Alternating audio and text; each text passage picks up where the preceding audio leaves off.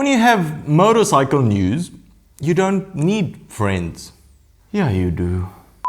If you just went out and bought a KTM 790 Duke, joke's on you. The 890 Duke, which was shown off last year at EICMA, was scheduled for release, at least in the US market, in the fall of 2020 as a 2021 model. However, with all the craziness going on in the world right now, KTM decided to make life a little better for those of you wanting an 890 Duke by speeding up their plans and bringing the bike to dealerships within the next month.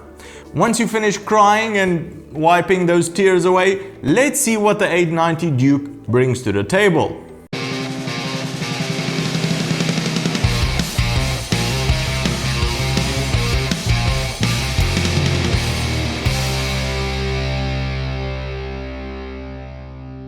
The idea of the Duke is pretty simple.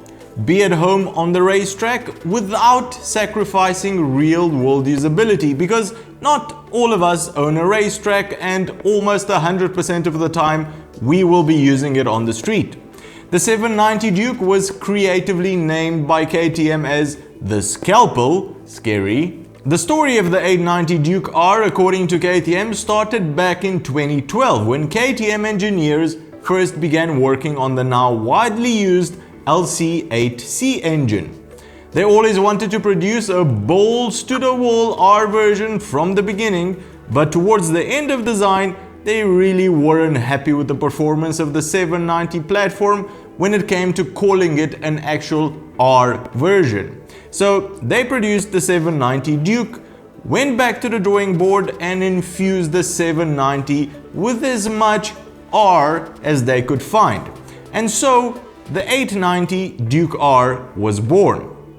Now, the mad scientists at KTM didn't just make the engine larger and call it a day. They wanted a proper R in the name, so apart from making the engine larger, they also increased the rev limit by 500 RPM to 10,500 RPMs, made the valves larger and installed a heavier crank in order to deliver a sense of momentum as the engine spins up, as well as greater stability in turns thanks to the gyroscopic function of the engine.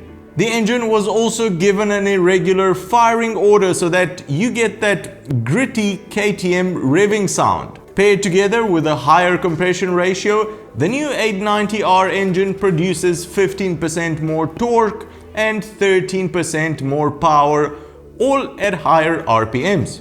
Now, more power would mean nothing if weight increased as well, since they would just cancel each other out. Even with the engine increased in size, KTM managed to drop the weight by 3.3 kilograms or 7.3 pounds. Most of this weight decrease, however, was made possible by actually upgrading the brakes to the top-of-the-line Brembo-style Lemma system, even if the actual brake discs also increased in size from 300mm to 320mm, obviously also providing much better stopping force. Another major upgrade point is the suspension. The 790 Duke only had adjustable suspension on the back, and that was limited to preload only. The 890 Duke R sports WP Apex suspension on both the front and the rear, which is now fully adjustable, and to keep the bike civilized on the road, where most people will be riding it, the suspension travel has not been reduced.